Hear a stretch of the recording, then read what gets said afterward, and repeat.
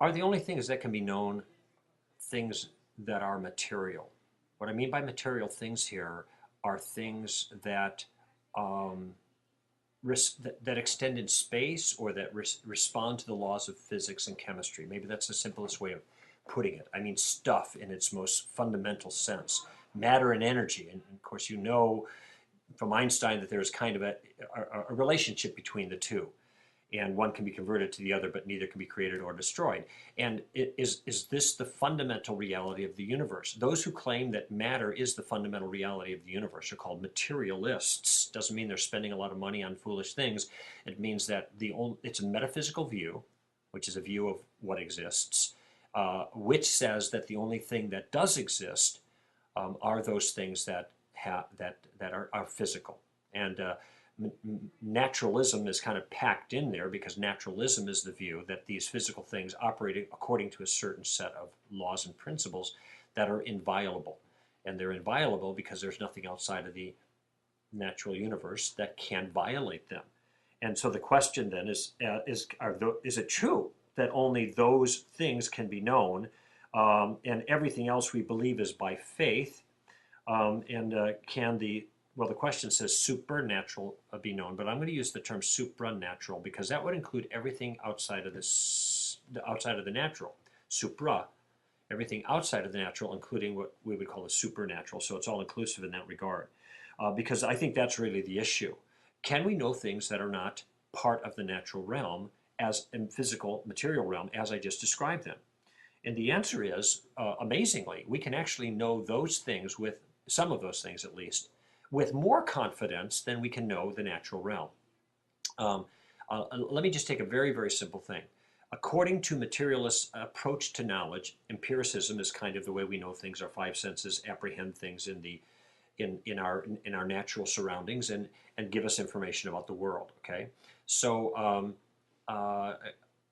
those are things we can know. There it is, right there. The computer's sitting right in front of me. See, I know the computer's here, and I'm sitting in this room. Okay, well, let me tell you something else that I know. I also know that I exist. I know that, I think, irrefutably. And it was Rene Descartes who famously said, "I think, therefore I am." And I think that's pretty straightforward. Or my version is, "I fish, therefore I am." But in any event, if you're a thinking thing, reflecting on whether you exist, you realize that you cannot exist. You cannot not exist and still be thinking about your existence. So that you're thinking about whether or not you exist is proof that you exist.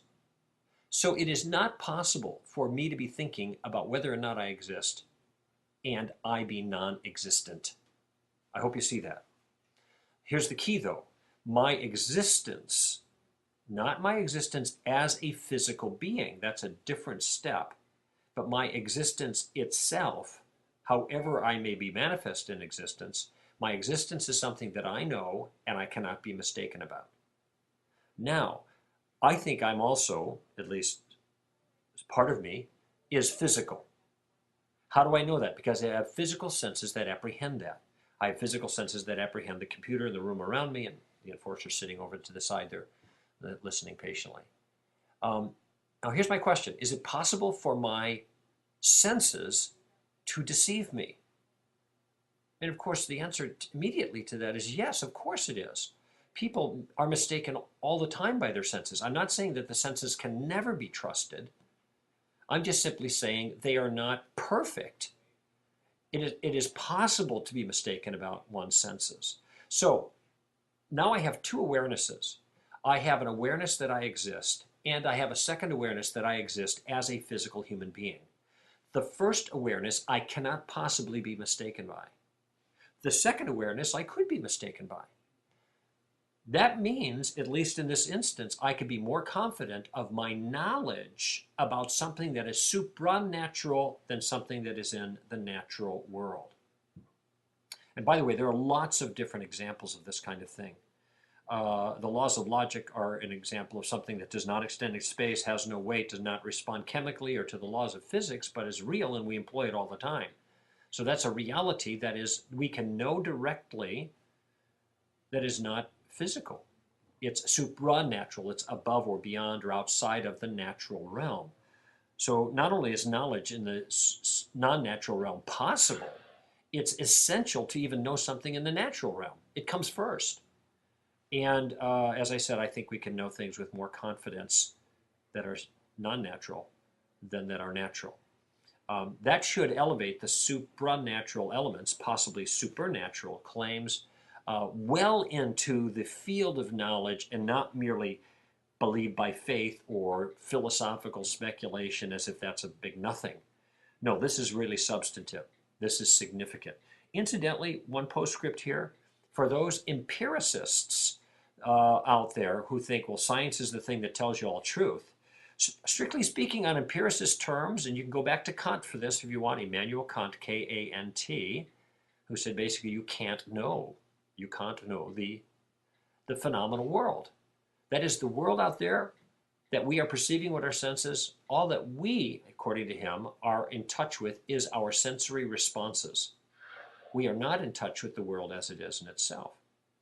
So even from an empiricist perspective, you still can't get out to the real physical world. You're still stuck with these impressions that, which themselves, impressions that is, are supranatural. They are not fixed in the physical world, even on the empiricist characterization.